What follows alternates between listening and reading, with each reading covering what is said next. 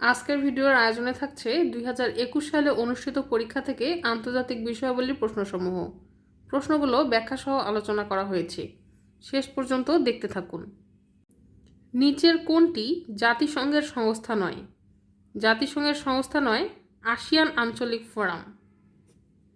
ASEAN আঞ্চলিক ফোরামের কাজ হলো ইন্দো প্যাসিফিক অঞ্চলে এর 27টি সদস্য দেশের মধ্যে নিরাপত্তা ইস্যু নিয়ে আলোচনা করা এবং নিরাপত্তা জোরদার করতে কার্যকর পদক্ষেপ নেওয়া।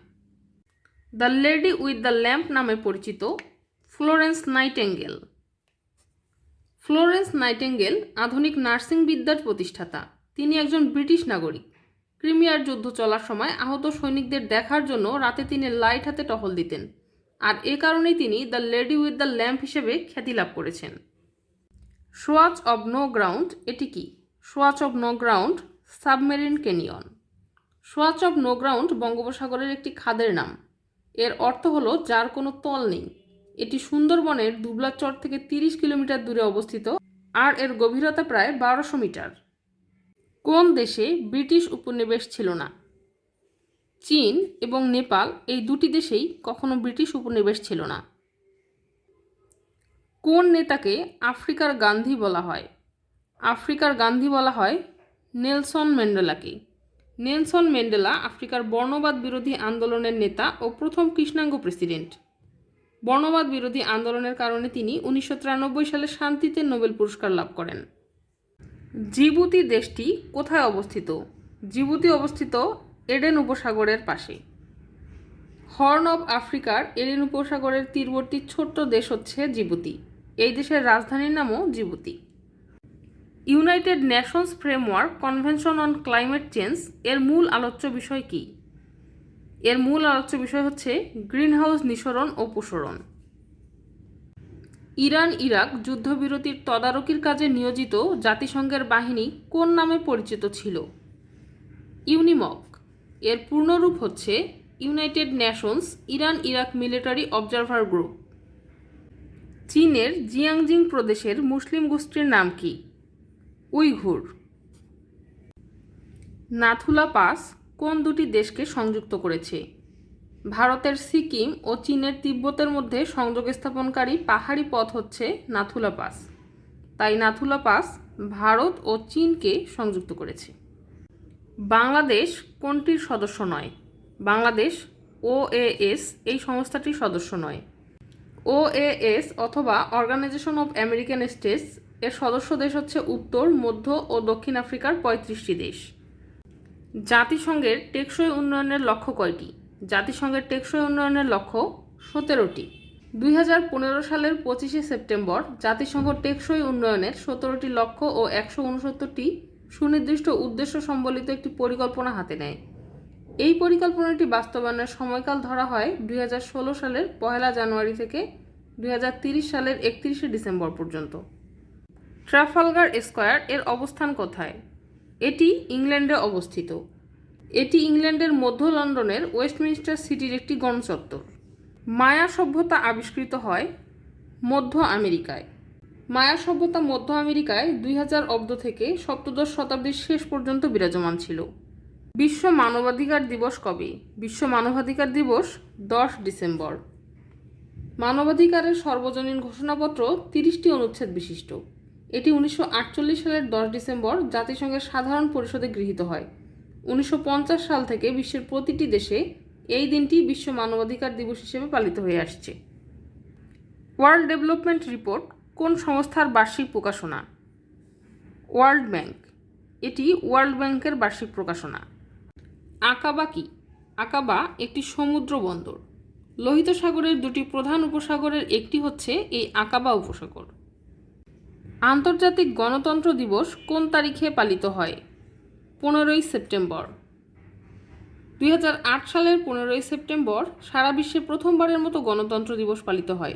এরপর থেকে প্রতি বছর এই দিনে এটি পালিত হয়ে আসছে। ট্রান্সপারেন্সি ইন্টারন্যাশনালের প্রধান কার্যালয় কোথায়? ট্রান্সপারেন্সি ইন্টারন্যাশনালের প্রধান কার্যালয় জার্মানিতে অবস্থিত। এটি জার্মানির বার্লিনের একটি স্বেচ্ছাসেবী সংগঠন। ব্যাডমিন্টন কোন দেশের জাতীয় খেলা? ব্যাডমিন্টন ইন্দোনেশিয়ার জাতীয় খেলা। নিচের কোন দুর্যোগ হাইড্রোমেটেরোলজিক্যাল দুর্যোগ হিসেবে পরিচিত। নিচে দেওয়া অপশনগুলোর মধ্যে প্রতিটি দুর্যোগই হাইড্রোমেটেরোলজিক্যাল দুর্যোগ, কেননা প্রতিটি দুর্যোগের সাথেই পানির সংযোগ রয়েছে, আর পানির দ্বারা সংঘটিত দুর্যোগকেই বলা হয় হাইড্রোমেটেরোলজিক্যাল দুর্যোগ। জাতিসংঘের বর্তমান মহাসচিব কে? জাতিসংঘের বর্তমান মহাসচিব আন্তোনিও গুতেরাস। তিনি পর্তুগালের নাগরিক। ব্ল্যাক সেপ্টেম্বর কি? ব্ল্যাক সেপ্টেম্বর একটি গেরিলা সংস্থা। এটি ফিলিস্তিনের গেরিলা সংস্থা। লুফথানসা কি? লুফথানসা জার্মানির বিমান সংস্থা। ইউনেস্কো কবে প্রতিষ্ঠিত হয়? ইউনেস্কো প্রতিষ্ঠিত হয় 1946 সালের 4 নভেম্বর। আফগানিস্তানে রাজতন্ত্রের অবসান ঘটে কত সালে? আফগানিস্তানে রাজতন্ত্রের অবসান ঘটে 1973 সালে। 1973 সালে রাজা জহির শাহকে ক্ষমতাচ্যুত করার মাধ্যমে আফগানিস্তানের রাজতন্ত্রের অবসান ঘটে। North Atlantic Treaty Organization NATO এর প্রতিষ্ঠাকালীন সদর দপ্তর কোথায় ছিল? ন্যাটোর প্রতিষ্ঠাকালীন সদর দপ্তর ছিল লন্ডনে। ন্যাটো 1949 সালে 12টি দেশ নিয়ে যাত্রা শুরু করে। বর্তমানে ন্যাটোর সদর দপ্তর বেলজিয়ামের ব্রাসেলসে অবস্থিত। মহামণি বিহার কোথায় অবস্থিত? মহামণি বিহার অবস্থিত চট্টগ্রামের রাউজানে। এটি একটি বিখ্যাত বৌদ্ধ বিহার। ইসলামী সহযোগিতা সংস্থা OIC এর দাপ্তরিক ভাষা কয়টি? এর দাপ্তরিক ভাষা 3টি: আরবি, ফার্সি ও ইংরেজি।